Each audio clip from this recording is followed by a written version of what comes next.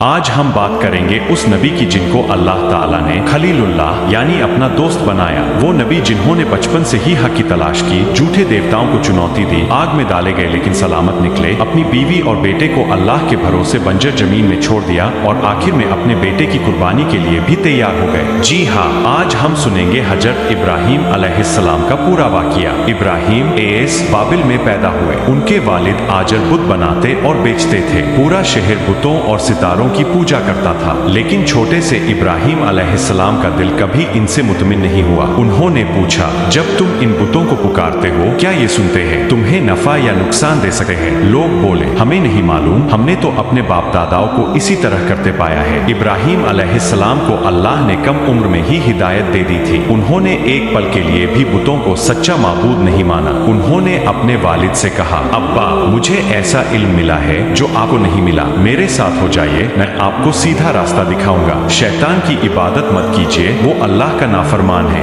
لیکن ان کے والد نے غصے میں کہا، اے ابراہیم، اگر تو نے ہمارے معبودوں کو چھوڑا تو میں تجھے پتھروں سے مار ڈالوں گا، دور چلا جا، کبھی سامنے مت آنا۔ ابراہیم علیہ السلام نے فرمایا، آپ پر سلامتی ہو، میں آپ کے لیے اللہ سے بخشش مانگتا رہوں گا۔ اور پھر انہوں نے اپنے والد اور قوم سے الگ راہ اختیار کر لی۔ عید کے دن پوری قوم کھیلت تماشا کرنے باہر نکل گئی۔ ابراہیم علیہ السلام اکیلے مندر میں پہنچے، بتوں کے سامنے رکھا کھانا دیکھ کر کہا، کھاتے کیوں نہیں، بولتے کیوں نہیں؟ پھر انہوں نے کلہاڑی اٹھائی اور سارے چھوٹے بت توڑ دیے، صرف بڑے بت کو چھوڑ کر۔ کلہاڑی اسی کے کندھے پر رکھ دی۔ جب لوگ لوٹے تو حیران رہ گئے۔ پوچھا، اے ابراہیم، یہ کام تم نے کیا؟ انہوں نے جواب دیا، کیوں نہیں پوچھتے اس بڑے بت سے، وہی بتائے گا۔ قوم شرمندہ ہوئی، لیکن سچائی ماننے کے بجائے انہوں نے کہا، ابراہیم کو آگ میں جلا دو۔ انہوں نے کئی دن تک لکڑیاں جمع کی اور بڑی آگ لگائی۔ ابراہیم علیہ السلام کو رسیوں سے باندھ کر اس میں پھینک دیا گیا۔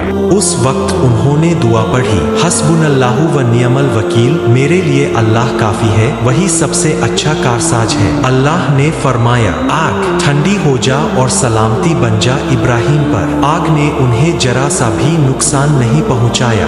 رسیاں جل گئیں، لیکن ابراہیم علیہ السلام سلامت نکلے۔ قوم نے پھر بھی ایمان نہیں لایا، صرف حضرت لوط علیہ السلام ان پر ایمان لائے۔ ابراہیم علیہ السلام نے ہجرت کی اور مصر پہنچے۔ وہاں کے بادشاہ نے ان کی بیوی سارہ رضی اللہ عنہا کی خوبصورتی دیکھ کر بری نظر ڈالی۔ جب اس نے ہاتھ بڑھایا تو اس کا ہاتھ اکڑ گیا۔ اس نے معافی مانگی، پھر بھی کوشش کی، اس کا ہاتھ پھر اکڑ گیا۔ تیسری بار بھی یہی ہوا۔ آخرکار اس نے ہار مان لی اور سارہ رضی اللہ عنہا کو عزت کے ساتھ چھوڑ دیا اور ہاجرہ رضی اللہ عنہا کو ان کی خدمت کے لیے دے دیا۔ ابراہیم علیہ السلام کو 86 سال کی عمر میں بیٹا ہوا، اسماعیل علیہ السلام۔ اللہ کے حکم سے انہوں نے اپنی بیوی ہاجرہ رضی اللہ عنہا اور بیٹے کو مکہ کی ویران وادی میں چھوڑ دیا۔ پانی اور کھانا ختم ہو گیا۔ ہاجرہ رضی اللہ عنہا بیٹے کی تڑپ نہ دیکھ سکیں۔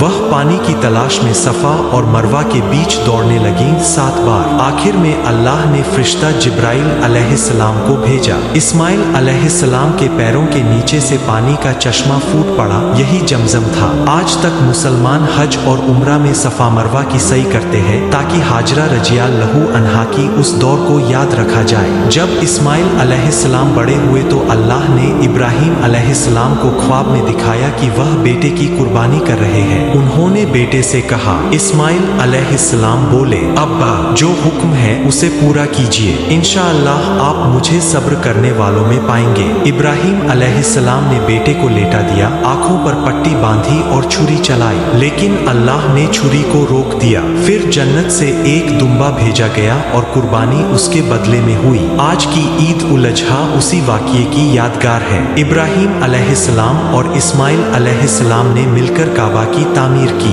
وہ دعا کرتے جاتے، اے ہمارے رب، ہماری محنت قبول کر، ہمیں اپنا فرما بردار بنا، ہماری اولاد سے بھی فرما بردار امت پیدا کر۔ کعبہ کی دیواروں میں حجر اسود لگایا گیا۔ مقام ابراہیم پر ان کے پاؤں کے نشان آج بھی موجود ہیں۔ دوستو، حضرت ابراہیم علیہ السلام کی پوری زندگی سبق ہے۔ توحید پر اٹل رہنا، صبر اور بھروسہ رکھنا، اللہ کے حکم کے آگے ہر چیز قربان کر دینا، اسی لیے اللہ نے انہیں اپنا خلیل یعنی دوست بنا لیا۔ اگر آپ کو یہ واقعہ پسند آیا ہو تو ویڈیو کو لائک کریں، شیئر کریں اور چینل کو سبسکرائب کریں۔ اللہ ہمیں हमें भी इब्राहीम अलैहिस्सलाम की तरह सब्र और यकीन अता फरमाए। आमीन।